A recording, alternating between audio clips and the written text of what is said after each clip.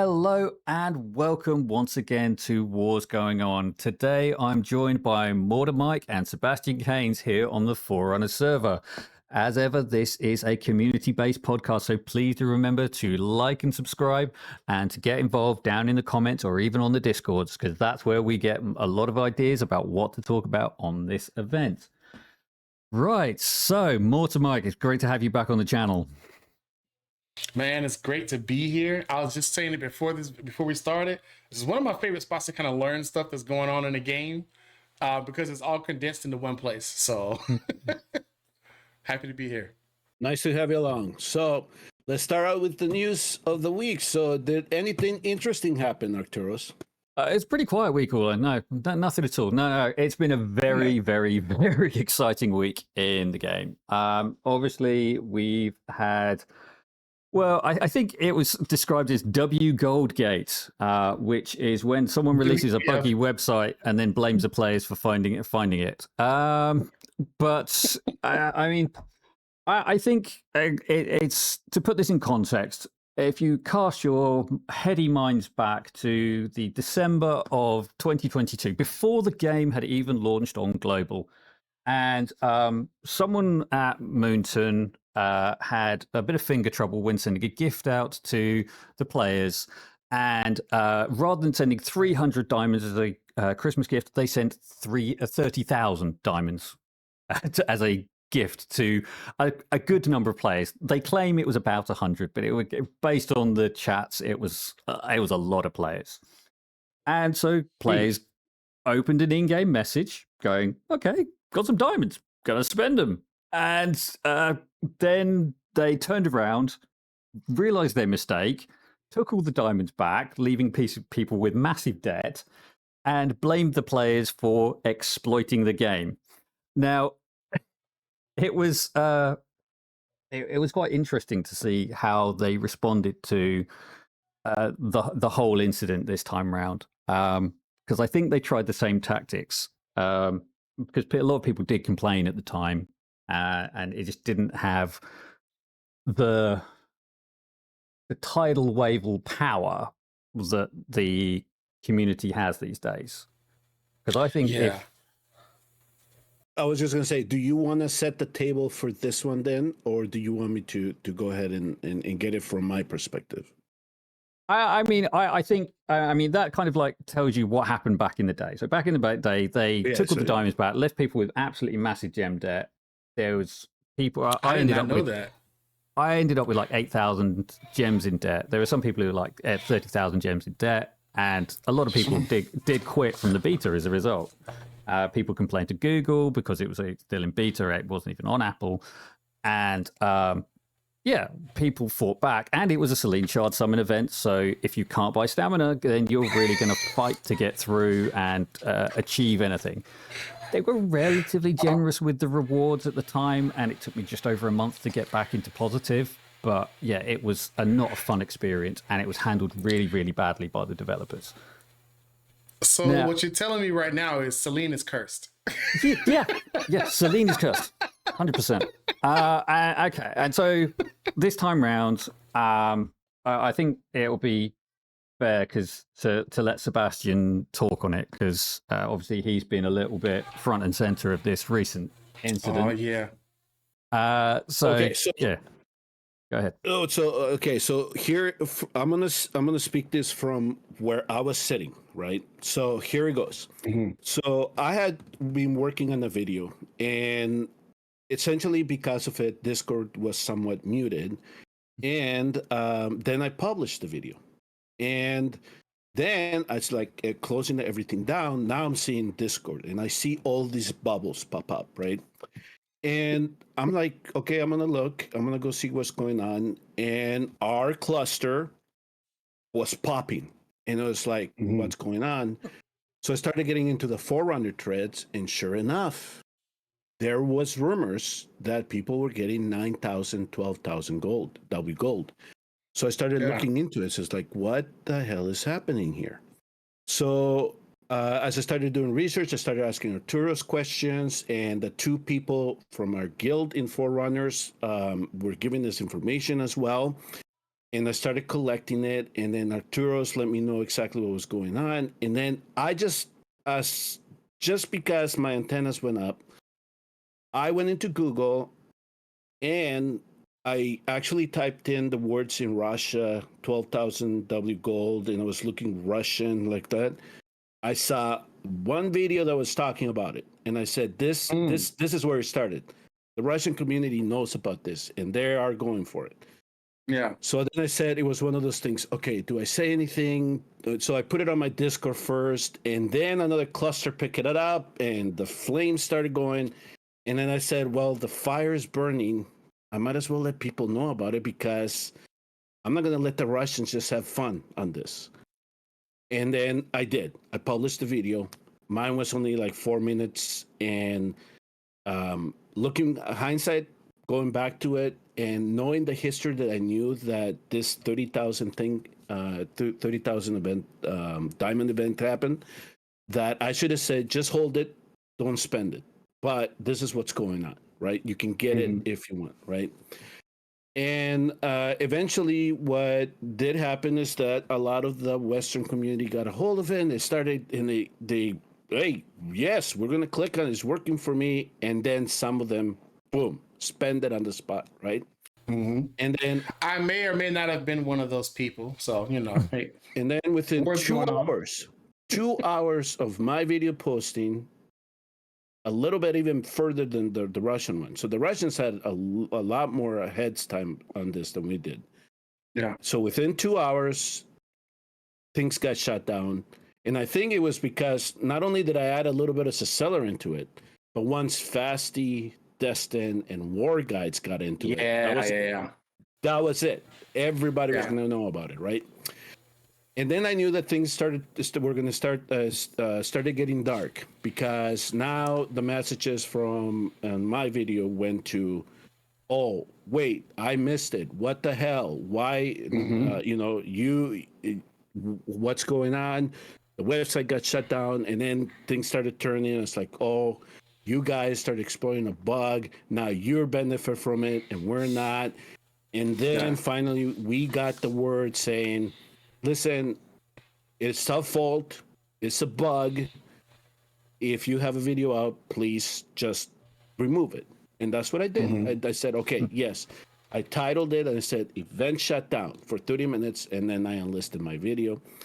And then, because of the whole fiasco, I said, "All right, I'm not going to spend the gold, but I want to see how then Muntan comes back and reacts to this." All right. So for me, then it was time for me to go to bed, and then I had to go to work. And so when I'm at work, especially in the morning, I try not to take my phone with me in meetings. I just have my work stuff with me, right? So finally, I'm done with everything. I then look at my phone, and I have never seen so many Discord and YouTube pings. But eventually was that I found out that Muntan's response was to send the same intern that decided to leave this website up with the little developer button, say, "Okay, as a remediation, go ahead and remove 30,000 diamonds from everybody." And then I saw Fasty and Jake Smash, I think it was, and I think it was War Guide. And then later on, you told me about your stream that you guys started like, you all gotta fix this somehow, right? And then eventually, I was the very first person to make a video for people. I was like, "Look, we gotta talk now." I stopped editing my content in the morning.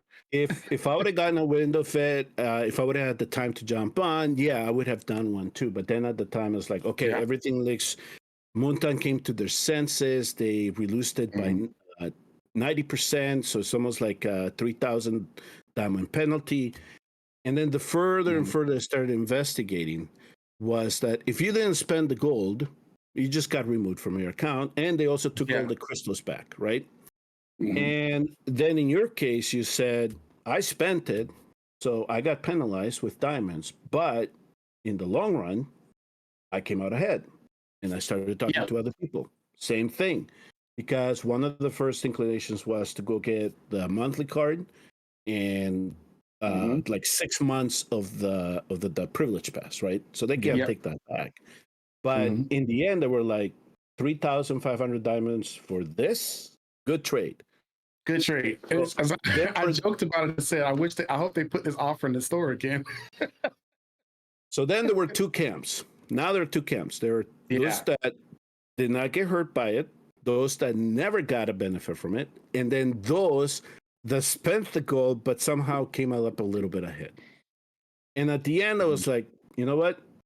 I'm glad it all washed out, that they recognized it was a mistake on their part, and they were able to find a middle ground to this. But there are still people unhappy. And then what I'm looking through the clusters is all of these heavy spenders started doing heavy refund recalls on Google and Apple, and they were going to quit the game. They didn't really care anymore. And my argument to that is those were people that were looking for an excuse to quit the game. That's it. Yeah. That was it. They found their avenue. They said, this is the reason I'm quitting now. They wanted to quit, but now there was a reason for them to do it. So all I'm going to say in my part is that I thought at the time it was better than not to not give the Western community, and then at the same time, I didn't really know how long Destin and Fasty were going to take in terms of getting that information, because I didn't know what they were doing at the time. And it was just, at the time, it's just like, I'm not going to have the Russians have fun at this. I think it would be fair if the Western community knows as well, because if only a small portion of the Western community, it was most likely that the Russians would have benefited more from it than we did. But once we jumped on it, that's when they had to come down and say, boom, here's the heavy hammer at the beginning. The only okay, here are the two things. The only thing I lament about it is I wasn't clear enough in my video to just say hold the gold, because I did say at the end, I'm going to hold the gold for the Twilight event. Mostly because I was thinking, I just want to see what Muntan does from this. And I think I should have been more clear about it.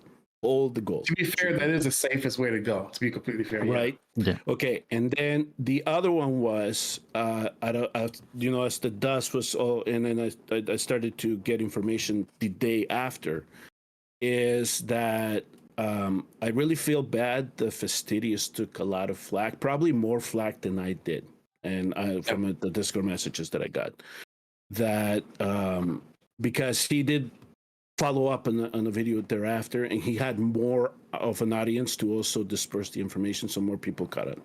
But I think that he got more flack than he needed to get, because he did put himself out there. He published a couple of videos calling Mountain out. Yeah, and that okay, so maybe he approached it differently than I would have, but still, I don't think that he should have taken so much flack for a mistake that was done on their end. That's essentially what comes down to it. And then the only other thing that I have to say is, if you are going to come at me and say all content creators that did this should be banned, you're losing everybody. Yeah. Yeah. The only people that didn't take advantage of this are people that were asleep during it. That's it. Yeah, and they shut it down as soon as, the bigger content creators got a wind of it. So yeah. If Slate described it as it's like people getting their Christmas present early, because it was going to take about 3 months to do it. So it was just a bit of a everyone's going to should have been getting these rewards. Who knows what they're going to do now? But everyone should be getting these rewards. The question is that some people got access early because of a buggy website.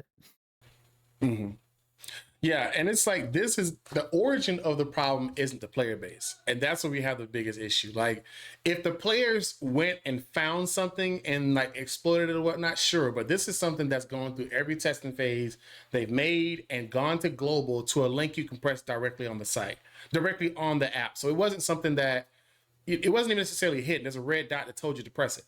So, naturally, millions of players playing it, they're going to find it. They're going to find the best way to get out of it. So I think that was I had a really good conversation. I think his guy's name was CLS Vikes in my DMs, and he was like, hey, here's the official stuff of like any finding of this and such can lead to penalization or banning of the account. I said, well, I think the reason that they went and made the fix was they were the origin of the problem in this scenario. This wasn't somebody finding a random website. This is publicly available. It's not hidden. If you were new to the game, you could have found it in the first hour. So I was like, in that case, I think that's why they took that decision instead of the extreme decision of punishing players for something that they literally wouldn't have taken advantage of if it didn't exist or if it was done properly. Because the links, like I think there was an option of like pressing an avatar in the corner, and people like that's a bug. At the end of the day, that was programmed, so it was supposed to work some sort of way. It may not have had the red dots up there or something like that. So there's lots of different ways to look at it. At the end of the day, people saw opportunity, they got on board with it. Thankfully, Moontime did the right thing of not saying, hey, you guys took advantage of something we didn't do right, you should pay for it. And they went ahead and fixed it. So I am glad that they did come to some kind of middle ground, because it's not going to be perfect for every player. That's impossible. We know this. We're not. This isn't new to us. Yeah. Yeah. I'm just glad something was put together. Yeah. Regarding the little thing on the avatar, I really thought that was because of the contribution that was marked right under it, because it said how many days you were logged in. So I thought that we were just retroactively collecting the points from our login. And if that wasn't the intent, then I understand that. But somebody left that up there. Yeah, I've got 814 days logged in that. There was something that said like exclusive rewards for time or whatever, and that's what. And I just thought, oh well, the website's not loaded properly because I've seen it on someone else's screenshot. So maybe the button hasn't loaded properly, and it just happened that the 1x1 hidden button for it was just up in that corner. So yeah, I mean, it's a difficult one. Yes, there was a problem with the website. Yes, we got an advantage from it. But yeah, there are QA processes that should be done before things are made available to the player base. Well before, yeah. It's interesting if we were to go to some website that they didn't mean to have live yet, they didn't want to have public yet. Sure. But when it goes to global, a direct link with a red dot saying "press me," I'm gonna check it out. Yeah, that's probably how one found it, and it just spread out after that. So yeah, because I saw the red dot, but like I thought it was a survey, so I just ignored it like usual. But then I saw that there was something extra. Okay, cool. Yeah. So what I'm gonna say to those that actually were saying that I was just you're just spreading bugs now. You're gonna be. You know how many bugs we have found in Forerunners that sometimes go to global and we say, no, no. Do not ever say the Valk revived the core in arena. We never said anything. Yeah, exactly. Huge, I told you. Yeah, so little things like that. It's like, no, I'm not saying that. I'll report those. But this one to me was unique because this is a Watcher of Realms website. I triple checked to make sure watcherofrealms.com is their website, right? Yes. Even after you take all of the other stuff out and then you go to guides, it was still there without going through the app. So they had published it. So I thought, all right, let's go. Let's see what it is about. And and then the decision was made to I had to share it because there were people that were taking an opportunity from it. So. Yeah, there's a whole other country that had way more time than we did with this. So you got to put that into context. It's not like, hey, America found out, America's closed out. I don't know how long they knew before us, the different community, like the Russian community. I don't know how long they had, but to think a whole other community had this before it got to us, that lets you know how big it really got to before everything, before things were addressed. Yeah. So the final thing that I'm going to say is if you wholeheartedly disagreed with the way that I approached this and you have some type of vitriol or hatred towards me or anything like that, do whatever you need to do in terms of YouTube to satisfy yourself and maybe not run across my content anymore. But I don't think I would change anything. And it was what it was. Now, would I have anticipated Muntan to overreact and right away subtract 30,000 diamonds from people? No, that was not. I never imagined that they would have done that. Yeah. This is definitely not something that somebody did with intent to be negative to the player base at all. And the reason why we're harping on this because it's one of the biggest, if not the biggest impact that's ever happened in the game on global. So people never experience like, hey, next week I'm going to try to get Twyla, and now everything I actually purchased is gone. So like, you're like, hey, how does this get fixed? But at the end of the day, you do have to say, okay, what's the root of the plant? How did this begin? And whether people like the outcome or not, that's neither here or there. The most important thing is that the company reacted quickly to make an adjustment to a problem that they invented. And you're going to always have somebody that's going to be upset that you got some stuff in WGold. Listen, I want you to look at an account that got that, and I want you to look at an account that doesn't have that. And I want you to see how easily you can tell the difference. You may get some extra stuff, but at the end of the day, compared to like getting to the end game and really playing higher in the game, it's drops in the bucket. So I don't want somebody saying like, hey, because they got this, they got 3 Ingrits or something. Like that's not how this balances out. So not at all. Yeah. I mean, you might get 1 Ingrid if you're lucky on Ancients, but but the Ancients are taken too. So I don't know if would you be in the negatives of Ancients? I have no idea. it's an interesting question. Wait, you couldn't summon. They just took what you got out of the webpage, right? Yeah. I checked. I did a couple of screenshots before or after because I really did wanted to see how Moontan would react to this. And I actually kind of glad that they kind of settled all of this before they went home for the weekend as well, instead of leaving it in limbo until Monday. Because we've been through situations where that has been the case. So I am glad though, on the end part of it, I'm glad that they were saying that they do plan on implementing it again. So they're learning from this. I didn't even know there was a time in 2022 where they had this issue too. So they're learning from this. They're going to find a better way to put this out. And so there will come a time where it will return in the game. That being said, it should be a lot more stable then. And we shouldn't enter this again. So next time they're doing it, let's expect them to have their ducks in a row. First time was beta. And then I guess every time you hear about Celine, be careful. Just be careful, guys. You see Celine around, just be careful. Yeah. All right. I think we could talk about this for a full hour. So I think that's enough on this topic because there's lots of other stuff to copy. So, right. The first up in the patch notes is probably worth talking about, and it's actually kind of interesting if you're not aware. So in the start of season 5, came up a big flash banner on the GvG page that there was going to be a tournament of the top 30-something. On Forerunners it's top 32. On Global it's like top 256 or something. Guilds for a knockout tournament, and it's going to take however long. Except halfway through season 5, towards the end of season 5, we got the patch notes for this week, and it was like, hang on a second, what's going on? There's no mention of the knockout tournament. So, I messaged. I messaged the content, the community manager, and said, "What's going on? Where's this thing?" And I just got a fairly terse back. It's not. If it's not in the patch notes, it's not happening. And it was like, okay, fair enough. You've kind of been advertising this for 8 weeks, 9 weeks, 10 weeks, and it's not there. So, okay, fair enough. And so, yeah, that was a bit of a surprise. I guess it might have been they were worried that people didn't like the map, and they were worried it'd be too one-sided. So they've tried to push it into the future when there's a more balanced map, maybe. I don't know. But yeah, there's no tournament for season 5. So if you were getting geared up for that, very sorry. So my response was a little bit different from yours, because I was actually told by the same person, contact customer support. They might have more information. So I did.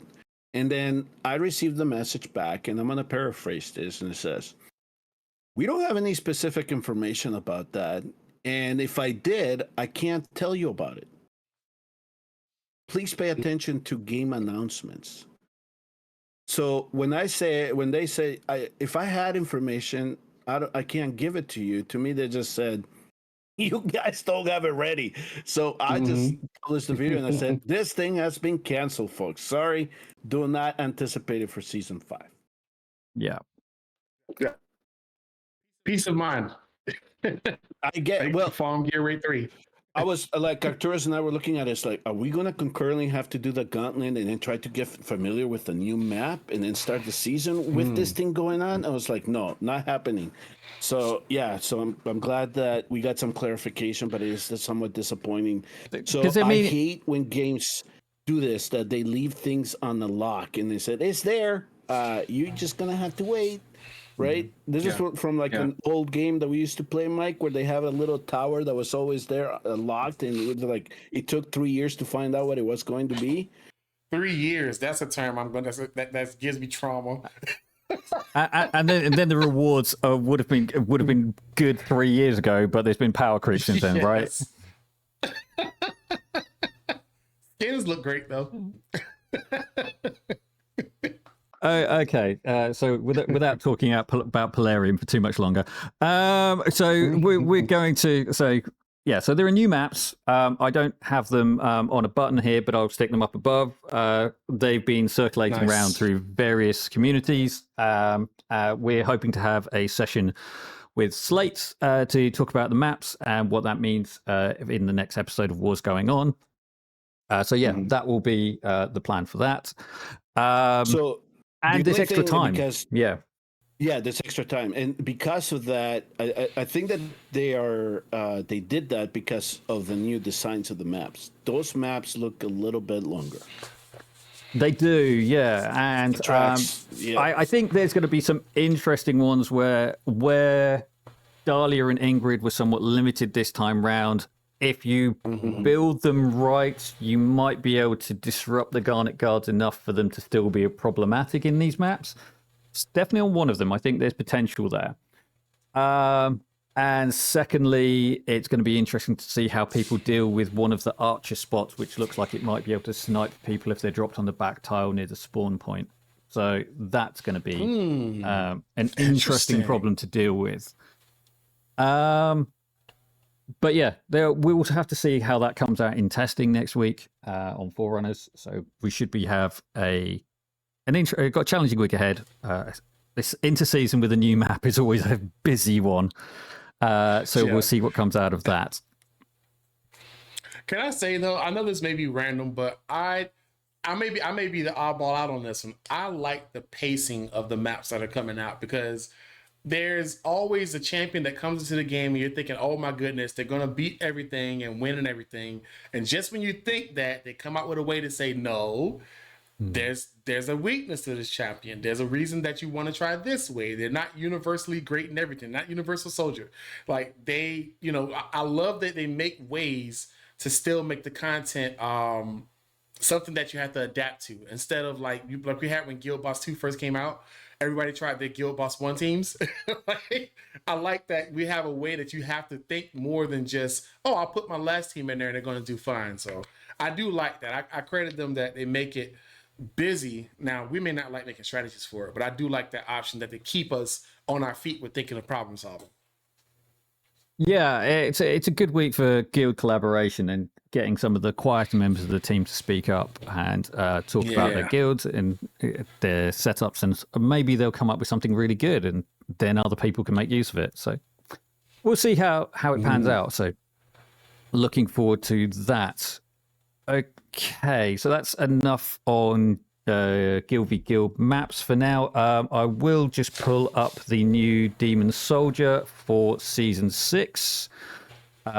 He's going to be an interesting fella. So he's a pretty ugly little monster, but his specialization is that he provides continuous damage reduction. I can just see that above Mike's head. I was worried for a second.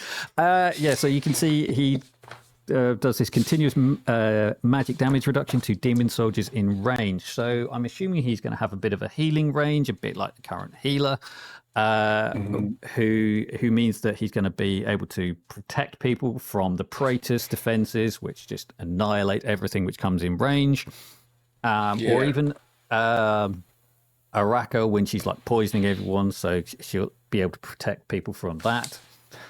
Or at least provide a little bit of poison protection. So it's going to be interesting.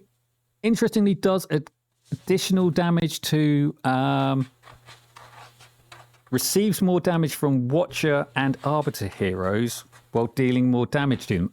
They've changed that from the beta, which I saw, which said that they would get more damage from Chaotic. So they've made it literally, if you're on the side of good, you do more damage to them, but you get more damage back. So they've made it like a proper counterpoint on these two. I kind of like that. It's just a little more chaos added to the field, and it opens the door for just more possibilities. It's, hey, my guy's a little bit weak, or the guy that played against me didn't beat that team, put him in there. That's a pretty good range. It's like a 9 grid, like a 9-tile or Dolores range. Lots of magic resistant, lots of HP. Once you get him to level 5, he gets even, I think it's more 25% HP. more Yeah, HP. 25% more HP. And a cost of 3, that's pretty good. And AHP, that's not bad at all.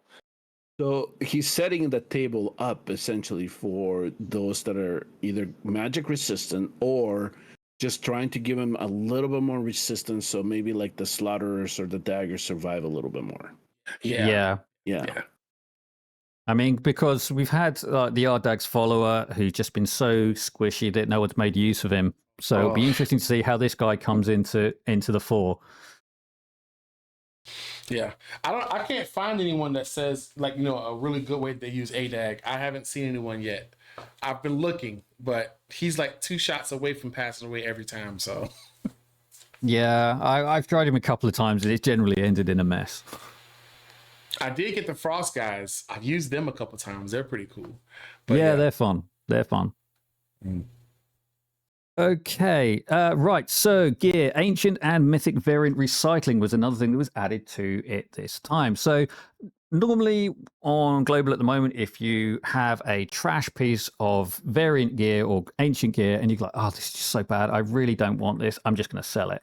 And you'd get nothing for it. So now, if you have already recycled stuff, you are gifted a couple of, I think it's like 2 cases of this per piece that you've sold in your inbox when they apply the patch, and they contain either 5 to 10 spirits or some eternal bullion or some shards for gear recasting. So I've saved these up specially to open here, and I got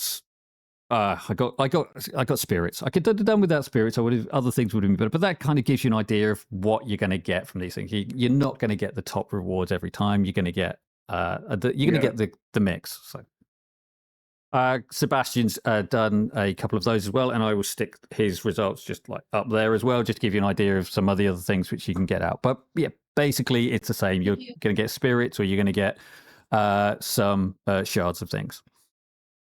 Bullions. The bullions is the big thing, I think, from that. But at least now you're getting something back from it. And then if you inadvertently sold one, or you just didn't have the inventory space for it, you're gonna somehow they're able to tell whether you had one and one sold it. Yeah, you're gonna and get I think it back, so in some form. So I think that's worth noting, that they actually know exactly how much and of what type of gear every single account in the game has summoned and sold. So I mean that is a massive data management piece, and it's only going to get bigger the longer the game goes on. So I mean, big props to Moonton for that, because that's a lot to take on. Yeah, that's a lot of thinking ahead. Yeah, you're right. It only gets bigger. Yeah.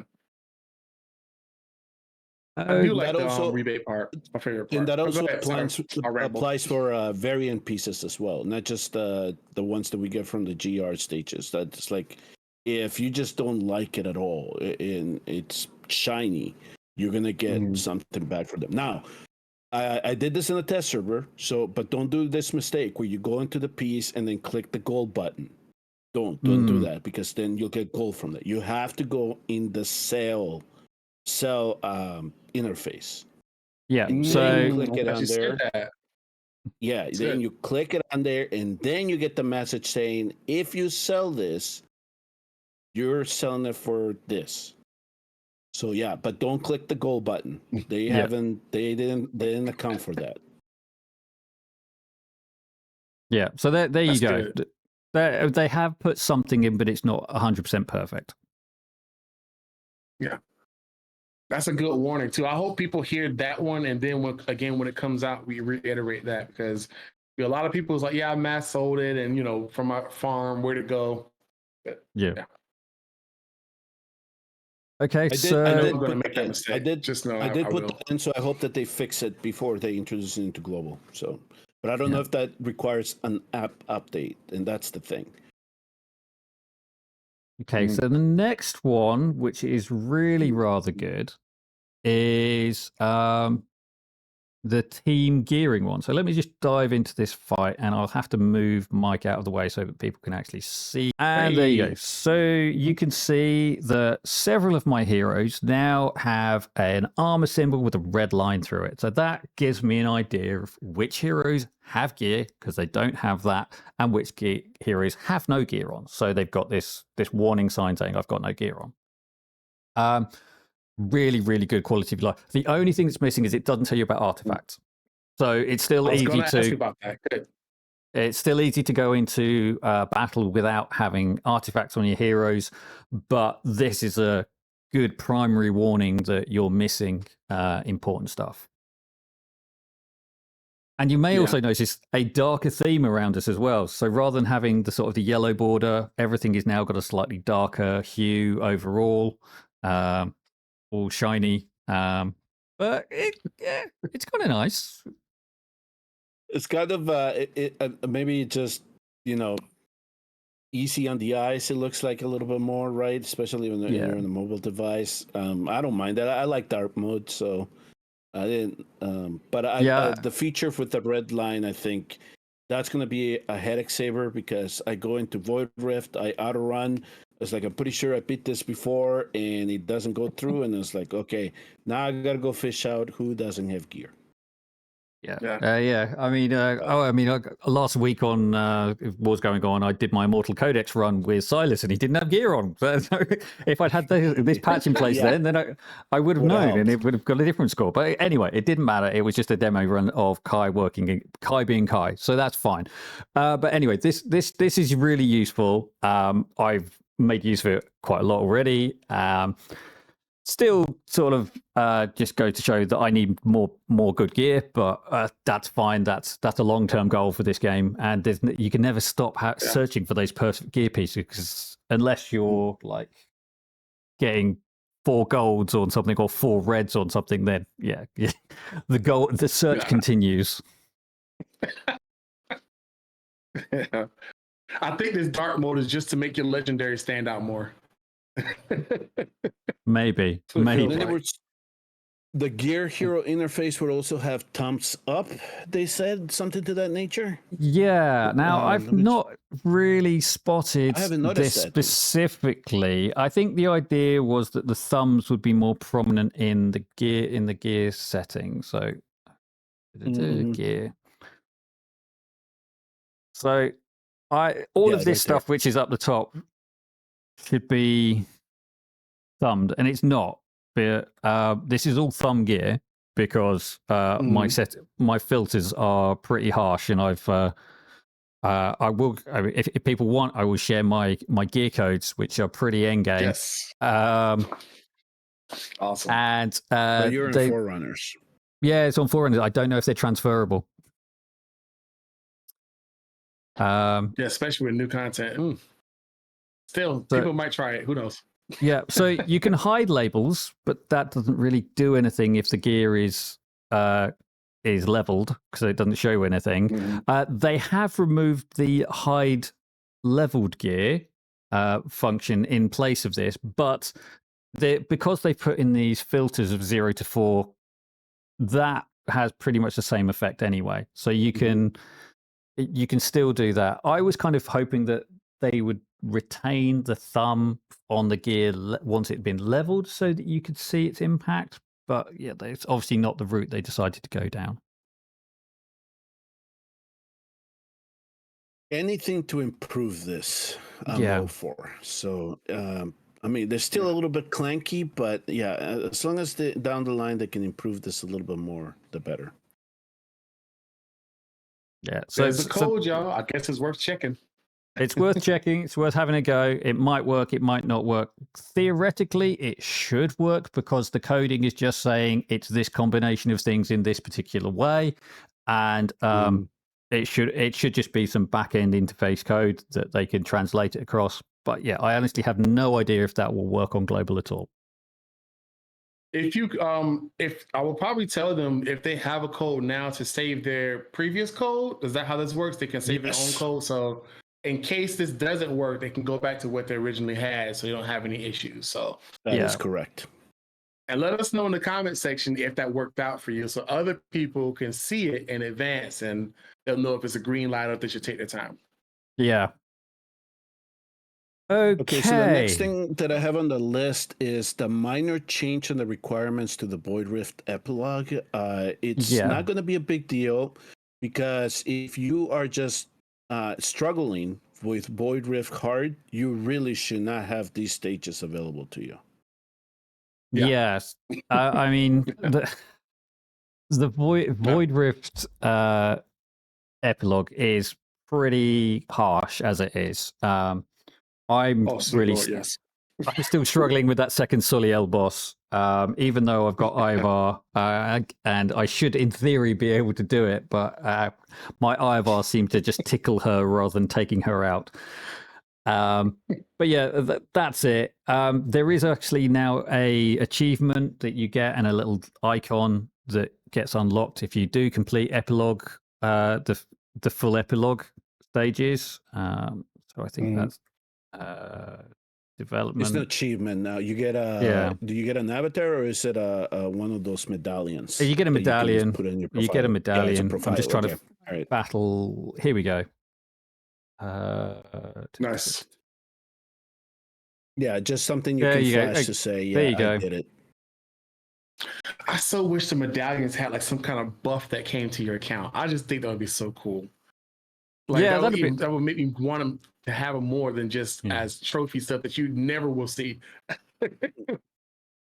Yeah, I don't think you can see other people's medallions until you add them as a friend. If I'm not mistaken, I could be wrong about that. No, you can go into like just general chat and click on anyone's profile and then go just profile, and it shows you those their first whatever they're showing off here straight away. So. You have to be friends to see your best records. That's the only thing. But the medallions you can flash to everybody in the server. In the server. Yeah.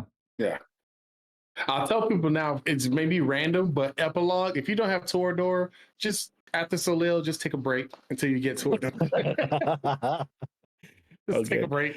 All right. Next thing is campaign. Finally, it gets expanded again. Now we go on to chapter 10. Yeah, unfortunately, I've not been able to unlock it yet because I'm still facing chapter 9. I think that you've got a video out, Sebastian, and I will link it. Which on the first couple of stages is that now? First four I got to try. I'm gonna just say that those hibernating soldiers are a little bit of a menace. So that's the thing that you're gonna try to take out as soon as you can. That's the best advice that I can give you. I haven't gotten to the mini boss yet. I'm hoping to get enough time to do that. I did see that Mystical has done the first 6. He said the first mini boss is really difficult. So that's going to be the first stumbling block, but I'm sure people will come up with strategies soon.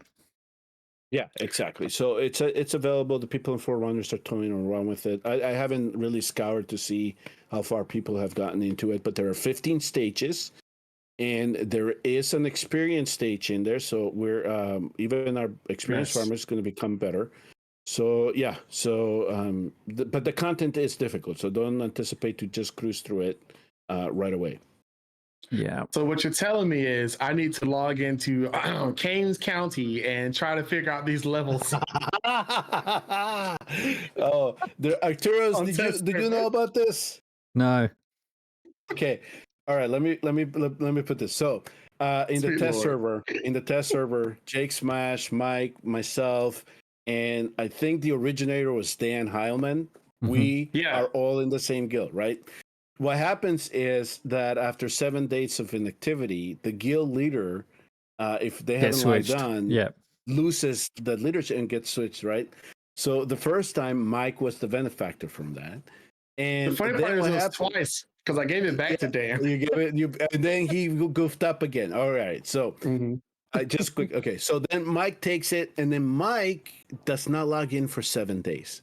And I thought it was 30. I was like, I'm good. My daughter's playing. Probably. Who knows? And at the same time, I wasn't even logged on for that amount of time either. But Jake Smash had just gotten access to the test server, so he was in there. Yes. And then he got leadership. All right.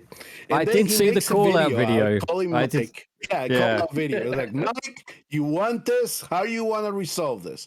And then Mike responds, and then apparently Mike went quiet, and so Jake Smash again with another video. Oh no! Now we're gonna change the guild's name, right? That's how I tracked it. And then Jake forgets to log in for 7 days. Guess who was being active in the test server at the time? This guy. So the funniest part is I saw you leveling up heroes too. I was like, oh, he's probably going to get it if it goes over a certain time. I did not know it was 7 days. I thought it was like 14 or 30. I was like, okay, we're good, No. Yeah.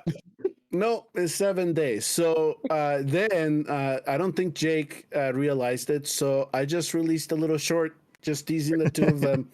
So while you two were just bickering around, guess what? This guy took over. I think that's the perfect conclusion to that little spat. It's brilliant. Yeah. Yes. So if you want it back, we're going to have to come up with something. Yes, it must occur. We must. Now, do me and Jake like join forces? Like, how does this work? We don't know yet. I don't know. This is what caused us to take so long trying to figure out the first solution. And now it's figure out to another person. It will have to be something in game, or we're gonna have to have Arturos come up with a quiz, and we all come in here and see who's better. I see if I can dig up an old contact, because he did a quiz for us way back when, and he came up with some really good things. Like, who knows what in the lore and things like that, and what is this symbol in game and what it relates to. So interesting. Now, I will say this on a random note. I know it's kind of off topic, but Destin is very knowledgeable about the stuff in the game, and I did not know it until I think it's Fasty and War Guys jumped on his birthday live and just kept asking him tough questions, and he was answering them. And I was like, "Yeah, great." Like, what's the name of the skin of Ajax? Like, nobody knows at the top of their head. He was like, "World Devourer." I was like, "He's right." Yeah, the subtitles is good knowledge, because there's so many of them. Right. The next thing on the list, in terms of the patch notes, Arturos, it was the Dwarven Association. Yeah. And so now when you unlocked all 18s, right, the last slot changes. So what are we getting from that? So now I've put an example of some of the things which are now available above us. So you can now start to get ancient summoning shards. There are a lot more blue summon stones as well coming through on that tile as well. But yeah, there's legendary, there's ancient shards, which are stupidly expensive. There are divine shards, which are stupidly expensive. Huge stamina pots, which are fine. And the shard refining tokens, but you have to put your own value on what you think they are, because they are available from Semra, and they do kick out in every single chest all the way down on those. So, of a value. Yeah, it's all on the player, right? And my suggestion to the player is if you, for some reason, are short 2 or 3 shards to get a divine or something like that, that's it. And you want to complete it, wait for the 25% off one to show up instead of paying full for it. So I know that he has a couple of there with the little off. So wait for those to pop in before you pay full price for it. Yeah, you can get 25 to 30%. Sorry. No, you guys say this is great because it gives you the option to do it. It's not, hey, I'm going to empty out every shot like we do on Mondays. This is the option to get something extra if you need it. So people are going, I'm going to be honest, people are going to be upset because they can't just buy everything immediately. That's not the purpose of this content. It's to make it available should you need it, not you have to get it every Monday, which I cannot wait for. Yeah, it's really nice. It's definitely. I mean, they've also reduced a lot of the blue gear off the other stages. I mean, I'm still getting blue gear, but that's just on the first tile, and you could argue that that's because it's the intro tile and everyone gets access to that. But yes, a lot more stamina. Not pretty much every other tile, a gear tile is mythic. So yeah, it's awesome. worth. It's still most of it's trash. Yeah, but do you know how long? Sebastian already hears the sentence coming out as I say it. How long we've asked for something this simple before we got into Watcher of Realms? Do you know? Jesus. Yeah, no. I'm not going there. But you don't want some uncommon boots for 40,000 silver? Yeah. Yeah. This is a big change. This is a big change from that game. Yeah. Exactly. This market is actually useful for something. Yeah. I know people are like, why do you keep comparing it? Because I have trauma. Well, it's not only that. It's not only that, but you can see that things can be improved. It's just that some people are stubborn about it. That's it. Yeah. It's just a choice to not make it easier for people. It's just a choice. The last two things on the list here, Arturo, just so we can get to the exclusive gear, is the daily signing rewards after 180 have improved slightly, right? We're no longer getting that 3 psychic power. We're getting a 4, if I understood correctly. That's what they said. So, yeah. And then there was legendary extract adjusted to 4-star psychic power and a mythic extract. So no more legendary extracts. Just briefly, on both servers, I think it is, they're going to upgrade the Dragon Pass. Now it's going to have 70 levels. They also improved the rewards for some of the levels, but now we also have additional quests to go with it to get it on faster. And one of them was the annoying one. So I'll let you go ahead and just highlight the ones that you want to highlight. So the first one is fairly straightforward. Is do your samurai runs. That's easy. Everyone wants to do those because the rewards are decent. Now the next one is a little bit annoying. So you have to do 10 faction trial runs a week. So that means as a minimum you're going to be doing basic 3 times a week. If you're doing every other faction trial, then that's fine because most of the time you're going to be doing it because you want to level up your pantheon. I have just maxed out my 3rd Pantheon tower, and I was thinking, I've got a bit more free time. No. Now I have to make sure I'm doing them in order to get these extra tokens to push my Dragon Pass up even higher. So that that couple of minutes I had is disappeared again. So anyway, it's fine. Yeah, that was what, like, I thought I was done with basic trials, and now I'm not just like, no. Unless they expand the Pantheon, there was no reason for me to do it. Now I'm going to have to do it at least 3 times a week. Yeah. Great. Thank you, Montan. I appreciate it. Fine. In the scheme of things, it is extra effort. So, yeah, I agree 100%. Yeah. And Arturo's just one minor note that I had here that I wanted to share with the community because I wanted to clarify this, and it was clarified to me by the customer support was they changed the Oracle trials, right? So now we're getting more points because we're getting wisdom and Titan meteorites from it, right? So there's a little bit of a benefit now to farm 21, 22 instead of 18 and spam 18. Now, here's what I found out. So apparently some people did some calculations and they were figuring out that if you do farm 22 on the background and then come back and farm 21, that you were getting points from both stages. We could not do that with gear rates, right? So I went ahead and asked, is this supposed to be happening where if you're farming 20 or 21, 22, you can get double the points?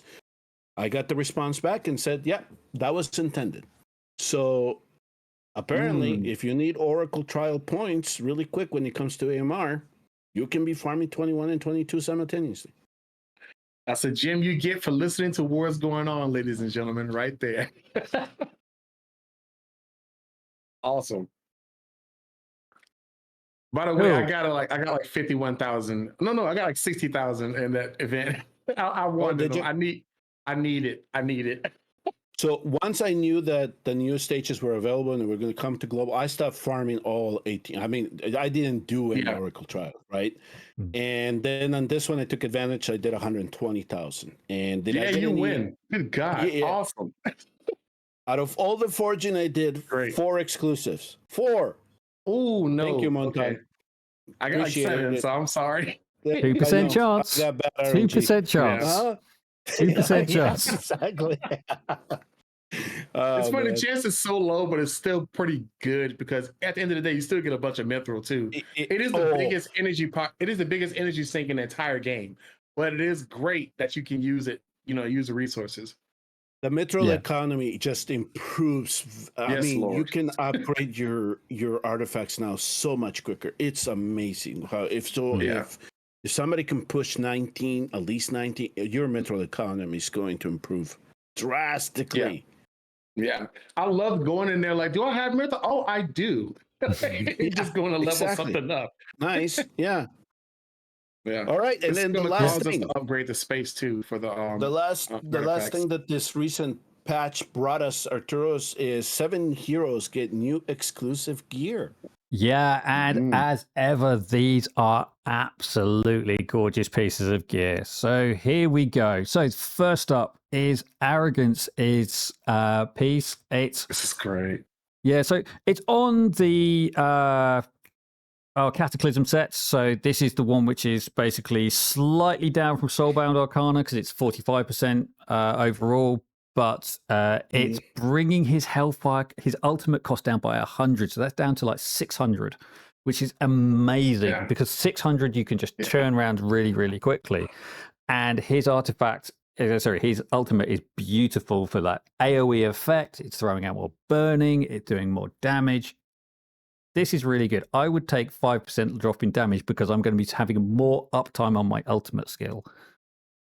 Yep, and that's the comparison that I wish to make eventually. Is just hard to get good pieces right now. So even after forging 10,000 Skelkins, it's hard to get a good Cataclysm set. So one of the things that I noticed with Arrogance, though, from the different ones that I was able to forge for him, is that I did not see the substats being fixed as we did with all the previous ones. Right? There was a lot of randomness, and the only one that appeared to be fixed was attack speed. So, but I need to keep forging more. We need to keep getting more screenshots from Forerunner people just to see if that is the case. But I did not notice 2 of the subsets being fixed periodically with fixed in this particular exclusive. Okay, that's really good to know. It was primarily crit rate and attack speed, which you were seeing a lot of, right? I thought for Arrogance, I thought that was going to be the pattern, but no, it was just attack speed because one of the other pieces lost the crit rate. So I was thinking, okay, so on this one, they decided we're going to add more randomness to this particular hero. But the main stat is fixed. It's attack bonus. So at least we get some plus for that. That's good. Okay, next up, we have Iovar. It's a weapon. It's Hellfire. Hellfire Lament, is this? No. I can never remember the name of the set. The Wicked Vengeance weapon. Wicked Vengeance, that's the one. Wicked Vengeance set. So this is the new combat set, which boosts critical damage by 40% and attack by 10%. And so you trigger his ultimate. He does 30% more damage for 5 seconds. That, I think, ties into one of his passives, actually. Let's just dive across and check the gallery. I think his second passive. I cannot wait until you say global. Oh my gosh. This is so great. So here we go. This ties into this Victorious Pursuit. So increases damage for a number of seconds after his ultimate. So yeah, so there you go. So it ties in with this quite nicely, this Victorious Pursuit, doing additional damage. So that 55% at base would now be doing 85% per hit because you're doing 30% bonus damage because of his gear piece. So that's really tasty. Yeah. Okay, but you have to wait for him to build all of his swords. So That keep is an eye on that. That is the problem with him. And what I really wish they would Mhm. do is do what they've done with Ingrid and Lucius, and people just obviously haven't made enough noise about it, is to have the counter in his status bar of how many sacks of swords he's got. It'd be a really easy thing to add because they've got the technology. They've done it for Lucius. They've done it for Ingrid. Ivar, Done next, it for please. Kagiri also, the little circle on the bottom. That's not... is that... Do you need to have awakenings for that? Because on A0, he doesn't have that. Oh, okay. I want to say I've seen videos of it, like basically test server stuff. It's like a little circle. It's like Test server only. Count the parry circle. Yeah, It seems to be. Yeah, I think it's just test something they server haven't only. put out yet. Yeah, I might have to. I haven't seen it in game yet. Yeah, someone called me out on it in the Discord the other day, saying, "Do you know what this is going on?" And so I dropped it in our chat somewhere else and asked if any of the other people had seen it in game, and I haven't had any response back yet. But anyway, yeah. So the reason that I'm not saying too much about it because more Mike in the test server, what happened was that I summoned Twyla before everybody else got her. So I built her and I started playing with her right away while I was doing Kagiri testing. And I was like, Kagiri, who? I'm going to keep playing with this hero here. So yeah, I didn't notice anything on the red thing. And I was like more fixated on Twyla after that. And then all the stuff that I had on Kagiri just is in my hard drive right now, just collecting dust now because I got a hamster moment and I got distracted by Twyla. So yeah, I'll have to check that little red circle thing that you're talking about. So eventually. But isn't this great? Like on a random scheme thing, isn't this great that this is the way of keeping the game interesting? You bring out new heroes, they're amazing, but then you have exclusive gear. You have so many ways to keep champions in the mix of being relevant in the game. I think that is awesome. Yeah, I mean, they can end up in the Oasis. Yeah, Salazar's, which allowed him to do 2 extra hits on his ultimate, is just beautiful. I happily drop 5% of attack in order for 2 extra hits on his ultimate, which is brilliant. It's awesome. I love this change when it comes to gear and the power creep of gear, right? And they're not putting it behind some type of expensive competition that you have to do and get heroes that you need to do billions of points to get it, right? So I know it's gonna be, I mean, gear dungeon farming is limited, yes. So it's gonna take some luck for you to get these pieces, but just keep in mind that they are improving the scale skin and the fabric economy because we've seen this, and the Dragon Pass is going to be in it now. So there's going to be more opportunity for you to get these as well. And they also improved the drop rates of it. So they know that you're going to need these resources to get these pieces, to go after these pieces. Yeah. This is all within the first 2 years. Well, not 2 years. 2 years of global. Yeah. Global, right. I like the pace. I'll take it. Yep. Still nervous about live arena, but I like the pace. Don't talk to me about arena. I hate arena right now. No. It's a ban on arena right now. Yeah. Especially with this honor gauntlet thing. So, yeah. Okay. Right. Who's next? Khamet. So Khamet. So yes. This increases his rage regen, which is nice because unless you're running a Esotericist Lord, his regen is, well, let's put it bluntly, sucks. So this is nice because it boosts his rage regen. It makes him more viable. It does try to synergize with his horrendous artifact, which I really don't like talking about it because I really, really hate it, by adding more damage into his kit during his ultimate. But yeah, it's a hero who hits like a truck, being able to hit like a truck and do it faster. Yeah. Khamet's OG. What I'm more intrigued is, in terms of testing, is the description of it, because he says we're increasing his damage multiplier by 20%. It's not that he's doing 20% more AoE damage. It's not that he's doing 20% 20% more damage. It says right there, right? 20% damage multiplier. We go back to the gallery to see what it says on it. I think it's just wording here. Honestly, I think so. Yeah. So you don't think it's straight out just damage? Because when I think damage multiplier, that's when I'm thinking end of the equation. Maybe more CD is an option here instead of having to worry about the attack defense threshold because his multiplier is going up. Or is it that we leave the same amount of attack? It's just he's just going to do more damage because of the calculation thereafter when the multiplier gets applied. Time to find out where that bad boy fits in the equation because this could be broken. Like it's already great. Yeah. He's already a heck of a mage. And I know Arturus is more familiar with all the equations and stuff like that, but I was just like, okay, if this gets applied after the attack defense ratio, is that calculation then going to translate to more damage, or would you get more damage out of the 20% from the total calculation, and then you apply the 20%? Which one? Right. So this is something that I'm intrigued by, unless their wording there is like. Arturus is warning us is just not what they meant. It's Moonton speak again. I think it could well be Moonton speak, and it's going from 400% skilled up to 420%. Now, people might say that this is a bit like the Silas one, but you have to remember on Silas that he's already doing a lot of damage mitigation.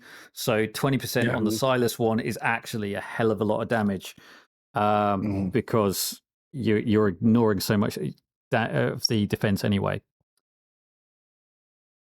I think that this is the one that more people are going to be curious about because they're going to want to know, is it okay to sacrifice the T2 Soulborn Arcana set over this set and try to put one together? Or because this is the Hell's Lament set, and this is one of the least popular new sets. Exactly. Yeah, it's we'll have only to see 8 seconds, which is crazy because its ult is what, like 22 seconds? Yeah, but it's every time longer. Yeah, it's not the best set for him. I mean, honestly, Cataclysm would have been a better set, but they can't put all the exclusive gear on Cataclysm. Yeah, this is definitely a GvG thing. Yeah, it could be. Yeah. Okay, so next up, Wynn's favorite hero, Shamir is getting an exclusive exclusive gear, and it's really good. I'm not going to say it's great because it doesn't last for the full duration of his ultimates, but it basically reduces the targets in range of his ultimate by 20%, magic resistance by 20% for 5 seconds. Which is nice because he's got a big burst and he does more damage to more times he's hitting people. His whole kit is built around taking down big things that move slowly, and he does it really efficiently. And if you're taking down magic resistance, those golems and uncommon destroyers are just going to melt even faster under Shamir's watch now. And that is what he's an expert at. If you've ever used him in Chapter 9 campaign, he just eats them for breakfast. It's just brilliant. You put him in, he stops them moving. But if you got him A3, if you got him A1, he stops them moving. A4, you're just eating them, and this just adds into that. If you then got him A5 and you've basically got a baked-in wisdom set on him, this is just adds to him. I'm going to delete anything that's big with low magic resistance. And I also like combining this, and I may be against this because people are always saying, hey, just go like Tier Twilight and stuff like that. I kind of like his exclusive combining with this too because he gets a chance to do more attacks. Yeah, awesome. And especially as he does more damage the more time he attacks something. So yeah, it really adds into that synergy of his kit. I know he's hated, but he's actually a really well put together hero. Yeah, it's just it takes a while for it to shine, but once you get it, you're like, oh yeah, he's great at this job. He's the old guy in the shop. Like, don't interrupt him. He's doing his job. He's doing it great. Don't bother him. Just check him at lunch. Yep. Yep. So shout out to Win. Win and I actually talked about this before we recorded, and I can tell you that his perspective from this is that this essentially is like 2 water stacks, additional 2 water stacks when it comes to damage. So he just you're getting him to do damage a little bit quicker, right? Not only that, it allows him to switch to targets more rapidly because you're cycling a little bit quicker to that. And essentially what he said is that the way that he summarized it is that now with this type, if this works as we expect it to work, that now he becomes a multi-tool. Not only is now he a support mage, you know, but he is also providing a little bit of damage. He also said that one of the benefits, some of the mages that could benefit from this are the Northerners like Nocturne and Glacius, because it's essentially softening up for somebody like a DPS mage. So that's essentially what this is going to do. And he actually now thinks, because in previous builds he wasn't worrying about it too much, but he thinks that if this is working like he reads, that now he actually benefits from raged regen in looking for pieces that have raged regen on him. So that should make him a little bit more of a menace to deal with, and when he starts controlling people. I mean, you've seen combat cries in GvG. It's going to be the combat Shamirs are coming out next. Yeah, maybe. Exactly. Yeah. We're gonna have to figure out a way to swarm him and not get stuck by those things. So I'm here for it. Bring it on. let Shamir rise. Avenge your kind, Jalunker. So when has been screaming from the rooftop that Shamir should be considered one of these A-class mages into S. That he's not as bad as people. It's just that unfortunately the early gamers, mid gamers cannot get the type of gear to get him to work like he's meant to work. We like bunga mages. Yeah, we've talked previously about how any sort of hero testing at Moonton is done on an A5 cracked gear, and this is just he's just an example of that. So if you've got God tier gear and you've got him A5, then yeah, he works really well. And otherwise, you just like, okay, I'm kind of doing a job. It's a gentle massage. It's a car wash. If he's not leveled up, it's a car wash that's going by. Yeah. All right. So we have 2 more. Yeah, we've actually 3 more. So we've got Uredin next. So this is really interesting that they've released exclusive gear for an ancient exclusive hero. So well, I guess Iovar is as well. Yeah. So they're now starting to produce hard to get gear for hard to get heroes. This one I did not find it that intriguing because of the wording, but I want to see what you think about it. I kind of like it. Go first. I kind of like it because I mean he's got up to plus. He's like 19. I think he's like plus 12 to start, and then he gets plus 3 from one of his passives. This gives him another plus 3, and then one of his skills goes up to plus 15 if he's at 30% health. So this is pretty good for him, but you still got the Uredin need to be at stupidly low health in order to make him effective. But fighters at stupidly low health have survivability in the toilet. So yeah. It's interesting because I know, like, it sounds weird. Somebody click this. I know he's going to be God tier for some content that's coming. You do not make a champion with this intricate a kit and just let it go to the side. Like this kit is very detailed, very niche. For one job in particular is going to, I don't know, maybe like you're defending and it's sending like 30 doggos at you and your Khamet can't get them all or whatever, and you need Shamir or this guy to just wipe them out quick. It's going to happen. It's going to scale to that stuff, but right now he's a BP stick, but this is great because you'll be ready for that every time it comes around. I'm really looking forward to the day when somebody says, you got to have Uredin for this. And the audience understands because it's been years of them playing the game. Yeah. All right. So he is one of those heroes that can build Rage Regen on top, right? With his ultimate. Yeah. And then the more you allow it to build, the more damage you get out of him. So you get in Rage Region with this piece. But here's what. So according to the talent, so this Phantom Strike and this Soul Harvest, these are AoE hits that he does to enemies in range. The Soul Harvest actually goes twice. But the way that I'm reading this is that this only applies that one time. Extra damage one time during the ultimate when he is persistently slamming people. So the way, unless I'm missing something, that's the only, I'm only seeing that extra damage come into play that one time. So you want to make sure that his ultimate is built almost to the max or to the max to take full advantage of that.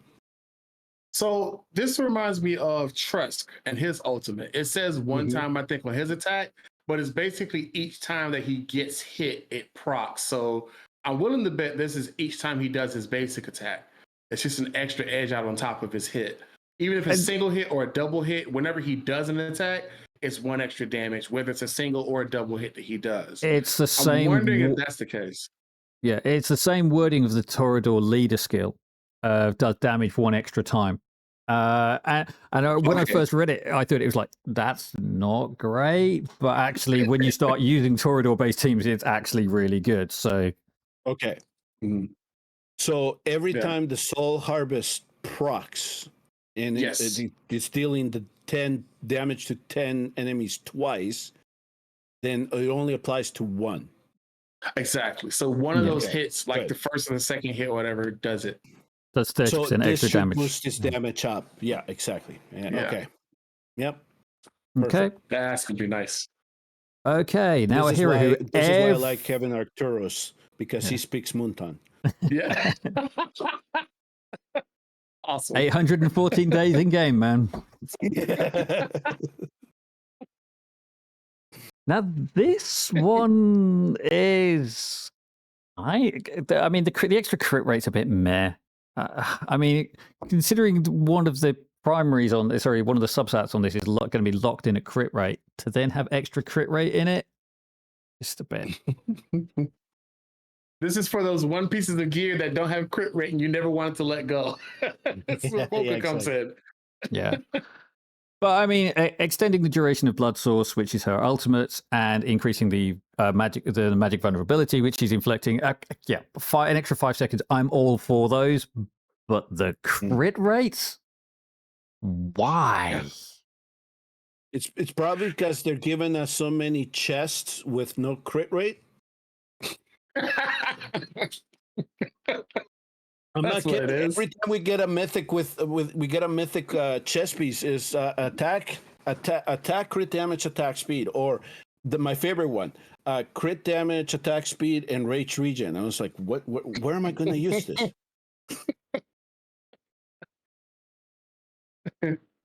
HP mains on chest, which have got no percentage HP on them. There are things like that. Yeah. Yeah, exactly. I have a question too. So Blood Swords, let me know if I'm wrong. Does this is this null and void basically with her exclusive? Because I know her exclusive artifact basically, like, if I'm not, I might be thinking of Aracha. Her exclusive artifact allows her to keep the bonus for longer, if I'm not mistaken. That's Aracha. So Volka's, because I have it Awaken 2, I think, Awaken 1. It lets you her bats become permanent, so she gets the 30% bonus damage, and I think she only consumes one bat at a time when she's doing her passive attack. And she basically lets to keep her bats up longer and keep her damage rolling faster with it. And yes, she's just an absolute beast with it. And it's the only artifact you want on her. Sure. Yeah, it makes the Scarlet Ferment. That's why I get the names confused. It makes it permanent. But yeah, that's...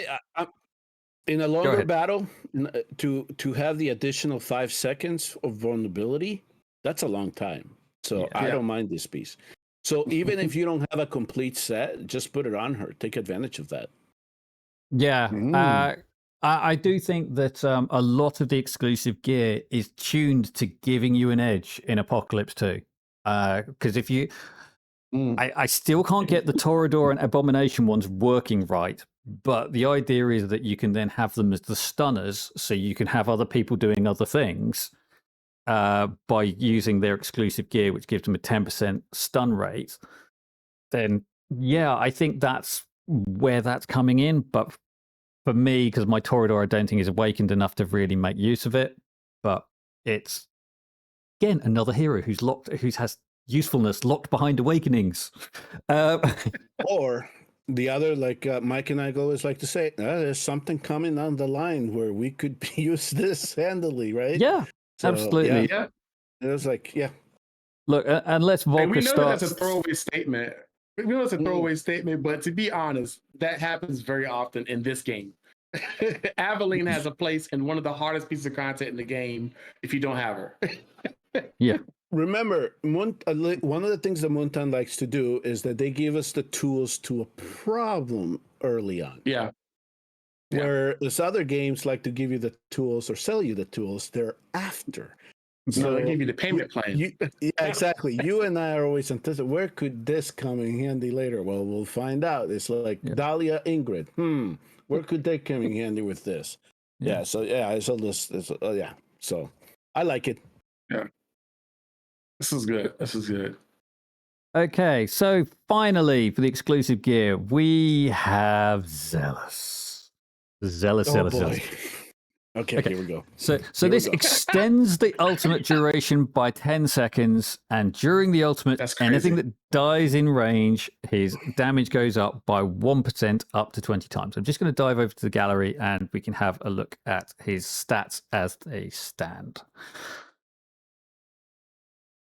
You know it's a challenge when somebody goes straight to his stats immediately. We're in for it. Okay, so, right, let me just turn the gear off just so we can... I tell you what, I'm going to leave it on, but I'm going to move it so we can see the ultimate at the same time. Okay, so what we have here is his ultimate currently lasts 10 seconds, but you can... You can... No, you can't level that up. So yeah, he's... So it's 10 seconds long. 10 to 20. So you double it by 100%. The damage goes from 100 up to, what's this, 120% with the ground area effect, and it does varying degrees of damage over time. So I think it's about 60% it goes up to. Yeah, 50%. So it starts at 50%, goes up to 60% AoE damage every second for 10 seconds. I'm assuming that would go up to 20 seconds with this exclusive gear. And you're getting 1% increase in damage up to 20 times if units are dying in range. You have to kill enemies. I hate those conditions. Yeah. Because you can't auto that kind of content. Well, as far as you can't auto PvP that kind of content. Yeah, you can't guarantee it's going to happen, so it just makes him more situational. His rage is still really high for a cultist mage. Did it go down? No, rage cap does come down to 900, which is about standard for a cultist mage. But he's still zealous. I'm sorry. He needs immobilize in this kit. If he had immobilize in this kit, I would be so happy. Or they could just make his artifacts do proper anti-heal rather than that Mickey Mouse heal reduction. Yeah. It's so unexclusive. You can get it before exclusives came out. And then this is also in a Cataclysm set. So, but his basic attack is just the ground area effect. It's an AoE, right? Yeah. So does his AoE count the 9 hits right away then? Or does he even get a chance to build on that? Well, you're going to have to hope to, because he can't increase his attack speed. So every huddle has to be doing the damage. It has to, right? I mean, hopefully it's not coded that each time he gets the ground area effect, that counts as 1 hit. I'm hoping that AoE damage, if there are multiple units there, that each one, then each tick counts as a hit. He then gets that 45% right away. And then we come in with the ultimate on top of that. But it's like, okay, we're going to give you more time with the ultimate, but you have to make sure you're killing people. It's like, this is one of the scenarios where I'm not saying there's going to be some content for this character. Well, there is, but he's just been superseded by better heroes. Yeah, just less work to make this hero work. Like, you could do something with the talent that he has, which is great, and combine that with like Demi and get something out of that, but that's a lot of work to make one hero work. It's like those videos where you see the animal that has all the things to keep it moving. Like, it's a lot to make this thing go. He's the one that would benefit more from the 20% multiplier increase, or some like Arturo said, something his initial deployment cost is 25. It's really high. Crazy. I mean, you've got to get him A4 to get him to a decent deployment cost. That's which point? Yeah. So you've got to get him like 5 times to make him like a hero that you might consider bringing out.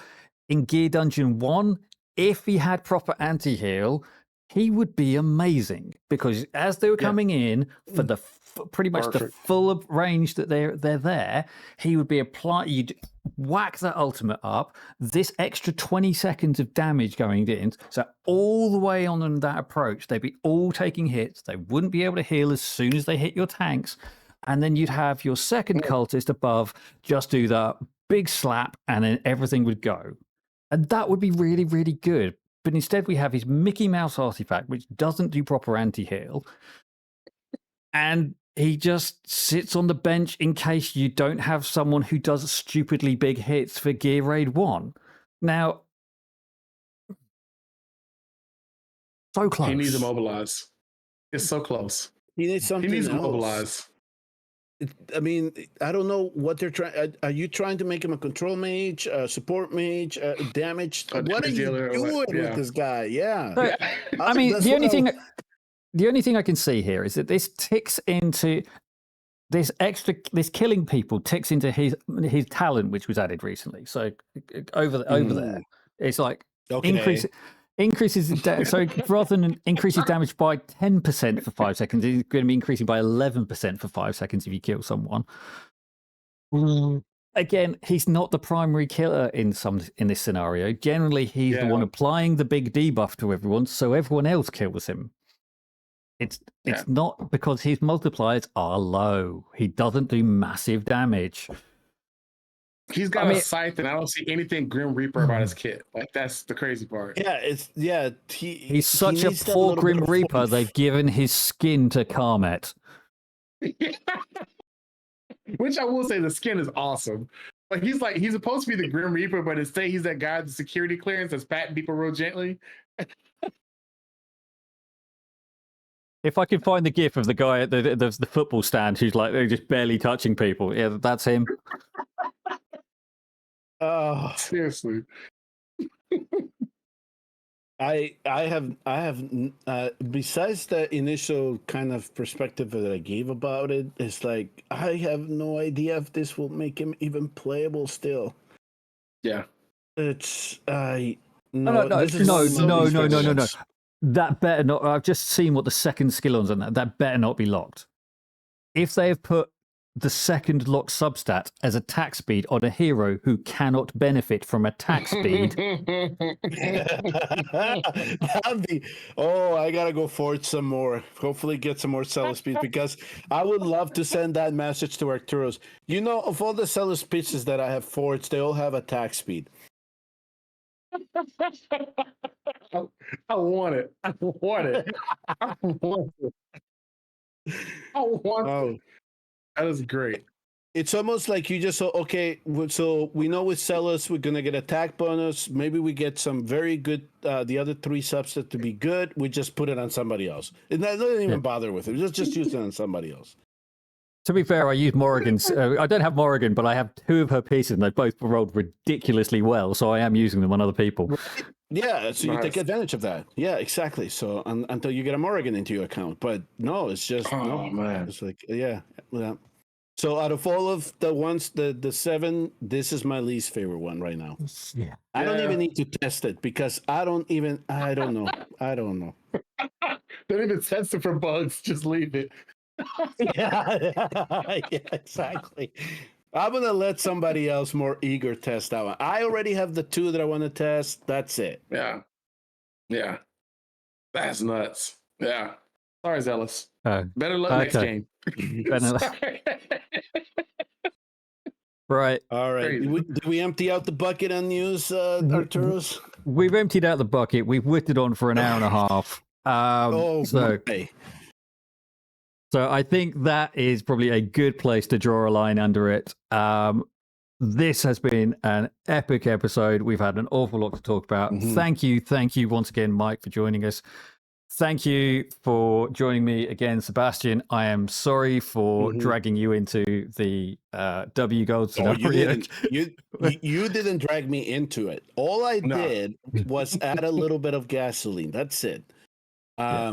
We'll see what happens afterwards. But yeah, it's I'm glad that they didn't overreact, or the overreaction was team. That I'll leave it at that. At least that's something that we can go into and say. But regarding everybody's quitting now, those people were looking for an excuse to finally leave, and they got it. All right.